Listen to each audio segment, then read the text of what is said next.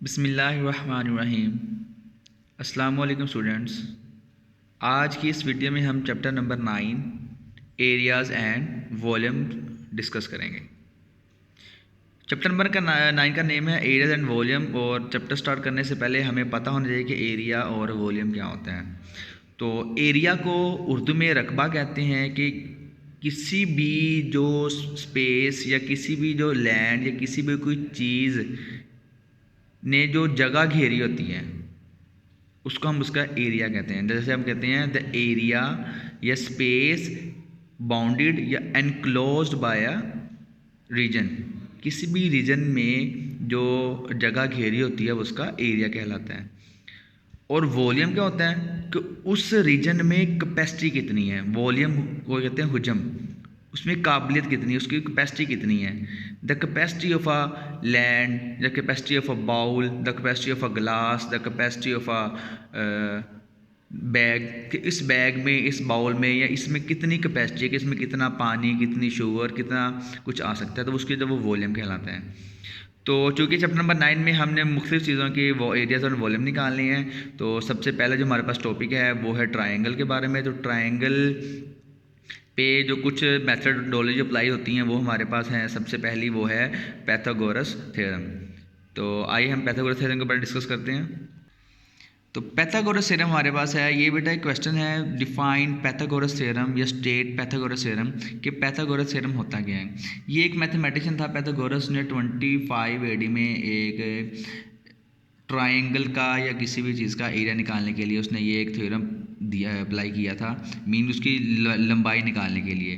Area तो निकालने के फिर लिए हम नेक्स्ट एक फॉर्मूला पढ़ेंगे। ये मेरे पास सिर्फ किसी भी चीज़ की लंबाई, लेंथ है, मीन वो हमारे पास हाइपोटेनस हो जाए, वो हमारे पास बेस हो जाए, वो हमारे पास हाइपोटेनस हो जाए, किसी भी चीज़ की लंबाई के लिए उसने ये थ्योरम हमें अप्लाई किया था। तो हम उसके बारे में रीड करते हैं। तो लिखा हुआ है, it states that in a right angle triangle, in a right angle triangle ABC with major angle C is equal to 90 degree and ABC are opposite sides of angles A, angle B and angle C respectively, then A square plus B square is equal to C square or base square plus altitude square is equal to hypotenuse square। ये थी एक definition. अब इस definition detail कि होता क्या है इसमें, अगर हमारे पास एक राइट एंगल ट्रायंगल हो, अगर आपके पास राइट एंगल ट्रायंगल है तो फिर ही पैथागोरस थ्योरम अप्लाई होता है, अदरवाइज पैथागोरस थ्योरम अप्लाई नहीं होता। पैथागोरस थ्योरम हमेशा आपके पास राइट एंगल ट्रायंगल पे ही यूज़ होता है। और राइट एंगल ट्रायंगल कौन सी होती है? ऐसी ट्रायंगल जिसमें एटलीस्ट मीन जिसमें एक एंगल 90 का हो।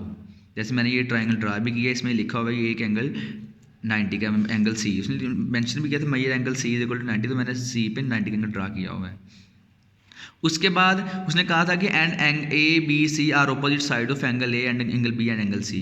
तो बेटा ये ट्राइंगल्स के रूल में ही है कि जो ये एंगल ए है इसके सामने जो ये वाली साइड आएगी ये मेरे पास आ जाएगा स्मॉल ए, इस एंगल बी के सामने जो ये वाली साइड आएगी ये मेरे पास आएगी स्मॉल बी, और सी के सामने जो ये वाला आएगा वो स्मॉल सी आएगा। तो ये थी हमारे पास एक ट्रायंगल, ये पैथागोरस थ्योरम था। उसने यही कहा हुआ था कि अगर हम किसी भी ट्रायंगल का हाइपोटेनस निकालना चाहते हैं तो उसके फॉर्मूला है कि हाइपोटेनस का square is equal to perpendicular या एल्टीट्यूड का स्क्वायर प्लस बेस स्क्वायर। तो ये था फॉर्मूला पैथागोरस थ्योरम का।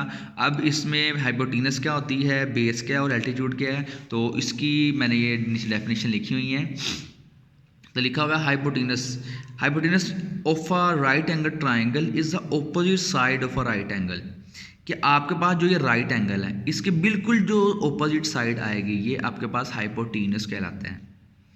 राइट एंगल के बिल्कुल जो सामने साइड आ रही है, ये राइट एंगल था हमारे पास 90 का, इसके बिल्कुल जो सामने साइड आ रही है मेरे पास हाइपोटेनस होगा।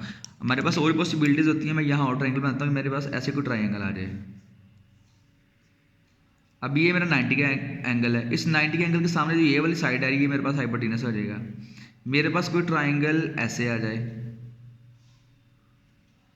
अब ये 90 का एंगल है, इसके सामने ये वाली साइड ये मेरे पास हाइपोटेनस है, तो ऐसी कोई भी ट्राइंगल्स जिसमें 90 का एंगल हो वो राइट एंगल ट्राइंगल होती है, और राइट एंगल ट्राइंगल में 90 के जो बिल्कुल सामने वाली साइड होती है, 90 के एंगल के सामने वाली साइड वो आपके पास हाइपोटेनस कहलाती है।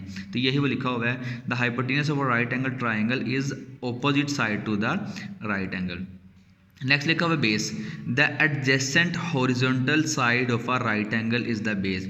राइट एंगल के साथ जो हॉरिजॉन्टल साइड होती है, ये हॉरिजॉन्टल साइड इसकी बेस कहलाएगी, और ये जो वर्टिकल साइड है, ठीक है, ये मेरे पास उसकी एल्टीट्यूड या उसकी वो परपेंडिकुलर कहलाएगी। बेटा परपेंडिकुलर और altitude is the same component या same words use in Pythagoras theorem.